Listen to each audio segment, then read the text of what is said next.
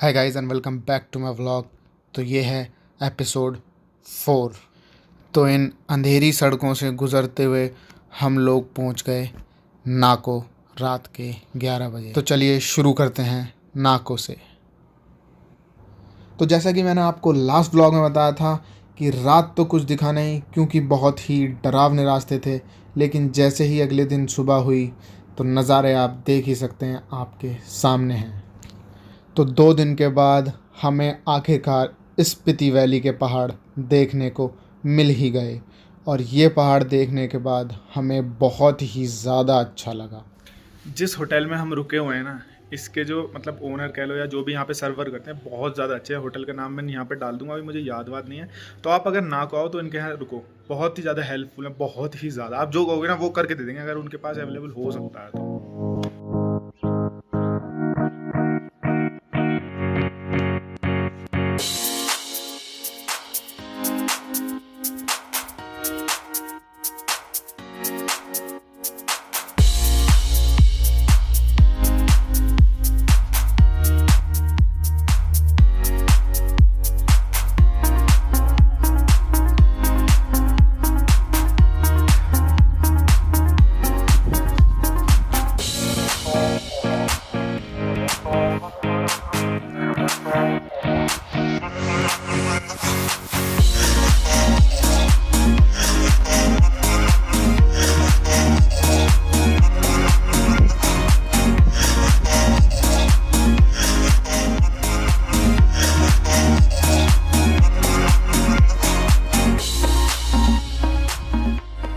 छोटा सा विलेज है, काफ़ी ज़्यादा छोटा सा विलेज है। जितना मैं आपको दिखाया सिर्फ इतना ही विलेज है। अगर दिख पा रहा हो तो पीछे की तरफ में बहुत छोटा सा विलेज है। यहाँ पे फैसिलिटीज़ इतनी ज़्यादा नहीं मिलेंगी, लेकिन इस जिस पे होटल में हम रुके हुए हैं ना, इसकी आप टेरिस पे आके देखोगे ना, टेरिस पे आने का रास्ता तो काफ़ी छोटा सा है, लेकिन ऊपर आके जो व्यू है भाई साहब, आपको ऐसा लग रहा है कि सब चीज़ आपके चारों तरफ है।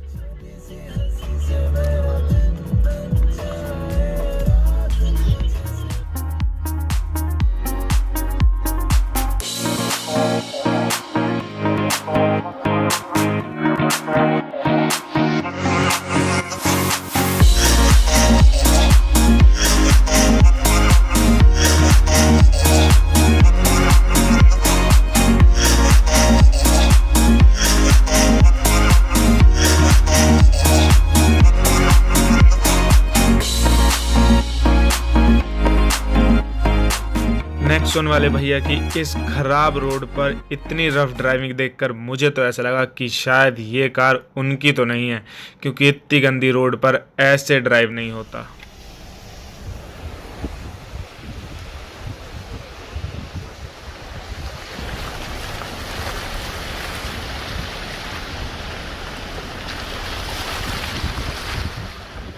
ये वाली वाटर क्रॉसिंग तो स्पीति वैली की सबसे स्मूथ वाटर क्रॉसिंग थी, क्योंकि आगे आने वाली वाटर क्रॉसिंग आप देखेंगे बहुत ज़्यादा खतरनाक होने वाली हैं।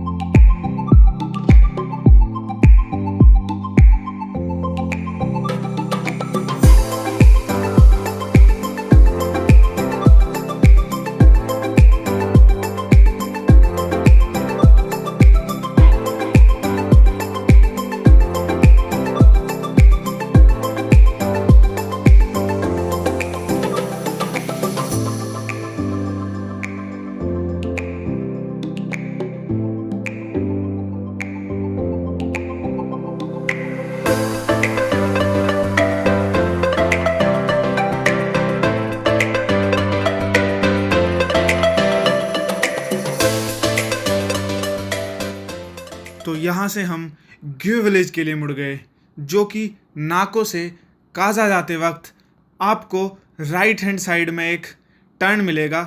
वो टर्न आपको ग्यू विलेज की तरफ ले जाएगा, जहाँ पे आपको देखने को मिलेगी ममी और मोनेस्ट्री।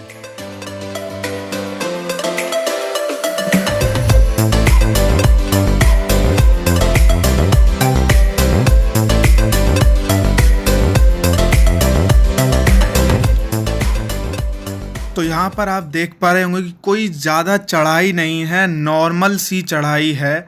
मतलब गाड़ी में बैठ के तो इतना नहीं दिख रहा है, लेकिन गाड़ी से बैठकर पता चल रहा है कि हाँ चढ़ाई है, लेकिन उतनी स्टीप चढ़ाई नहीं है कि जहाँ पे प्रॉब्लम होनी चाहिए। तो मैं यहाँ पर सिर्फ फर्स्ट गियर में अपनी कार चला रहा था, सेकंड गियर में कार नहीं चल रही थी। अब उसका रीज़न फिर से वही था, डीज़ल।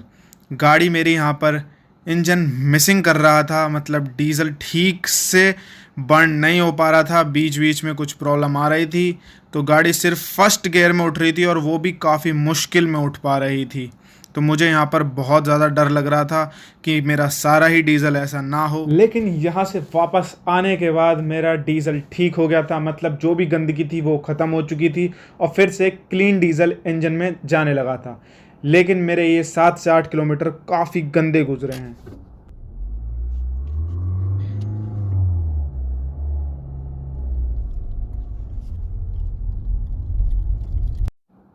तो जैसा अभी आपने देखा कि चढ़ाई मामूली भर थी, बल्कि उसे हम नेगलेक्ट भी कर सकते हैं, लेकिन वहाँ पे मेरी गाड़ी फर्स्ट गियर में भी नहीं चढ़ पाई और बंद हो गई थी।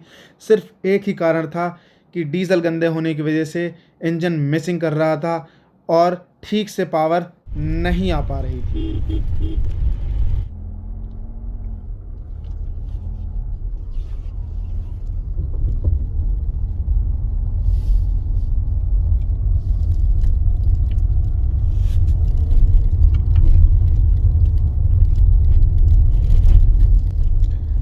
तो अभी जैसी चढ़ाई अभी आपने देखी, ऐसी चढ़ाई पर अगर कार प्रॉब्लम करती है तो मैं मान भी लेता कि कोई प्रॉब्लम है, लेकिन इस चढ़ाई को स्मूथली कवर कर लिया इको स्पोर्ट ने। तो इससे साफ पता ये चलता है कि डीजल में प्रॉब्लम किसी स्पॉट पे आ रही है, किसी स्पॉट पे नहीं आ रही।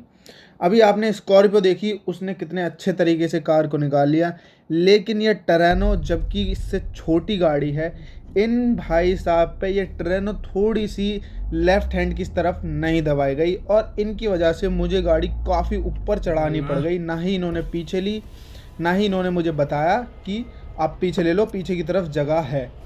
तो यहाँ पर मेरा लेफ़्ट हैंड साइड का मड फ्लैप उखड़ गया सिर्फ इन लोगों की वजह से।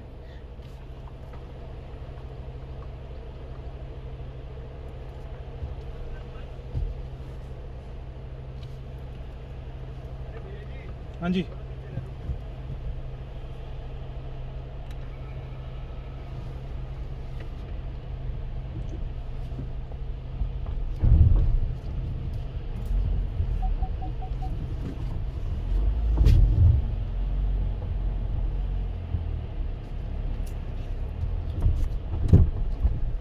निकलेगी गाड़ी, बंद होगी, निकलेगी नहीं निकलेगी।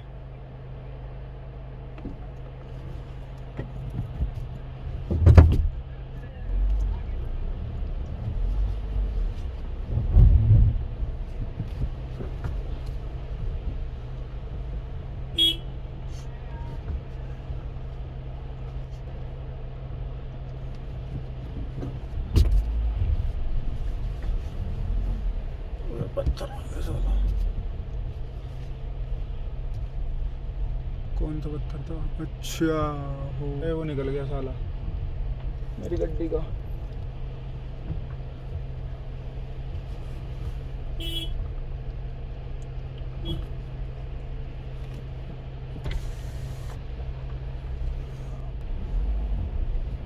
पत्थर दिखाई नहीं मुझे साला कैमरे में।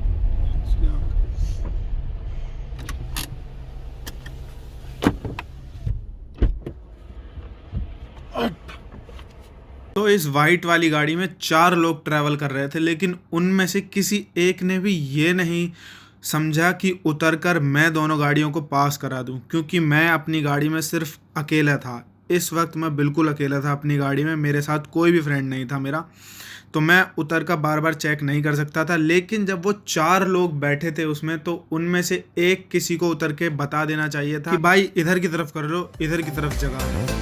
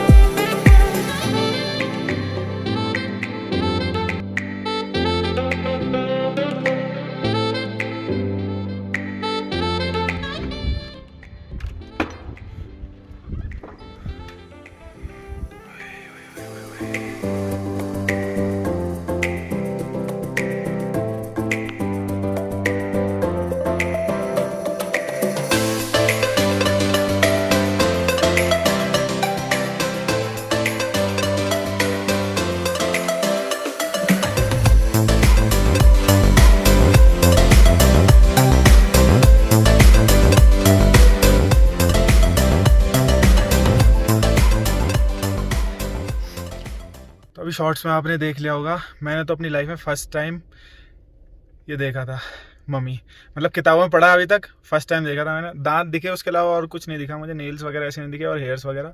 लोग तो कहते हैं नेल्स भी पड़ते हैं, बट विजिबल नहीं थे इतने। बाकी आपने शॉर्ट्स में देख लिया होगा। और ये कोई टेम्पल टाइप का, मोनेस्ट्री टाइप की है, तो ये मतलब ठीक है यार, लेकिन यहाँ पर हवा बहुत ज़्यादा तेज़ चल रही है। तो चलो अब चलते हैं, अब काजा की तरफ चलते हैं, वहाँ पे जाके देखते हैं क्या है। वैसे लेक सुनी है मैंने, बाकी वहीं पे चल के बात करेंगे।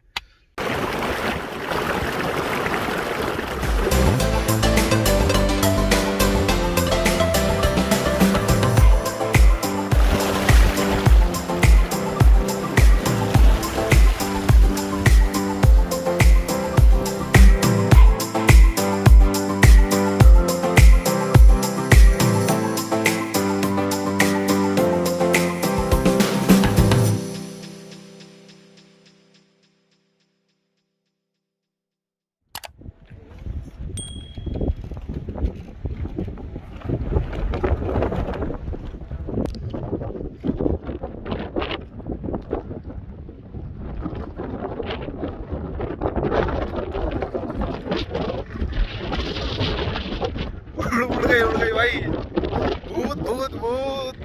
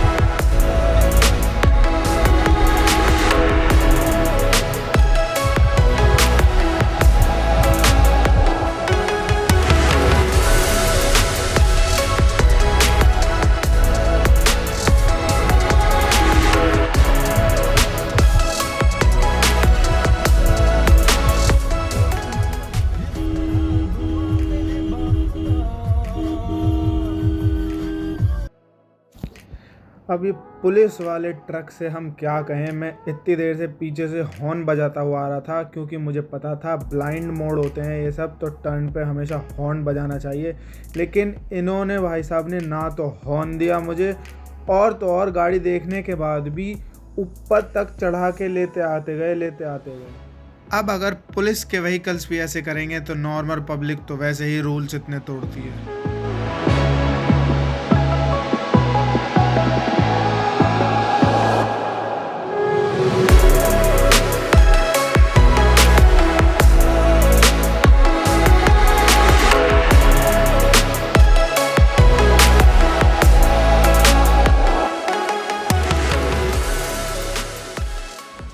तो ये वाला एपिसोड ज़्यादा लंबा ना हो जाए, इसलिए आगे की कहानी काजा पहुंचने तक की नेक्स्ट एपिसोड में देखेंगे। तो तब तक के लिए शांति बनाए रखें। Bye bye, tata, take care and peace out. मैं यहाँ पे आ तो गया हूँ, लेकिन मुझे इस रिवर का नाम पता नहीं है क्या है, नेट पे सर्च करना पड़ेगा।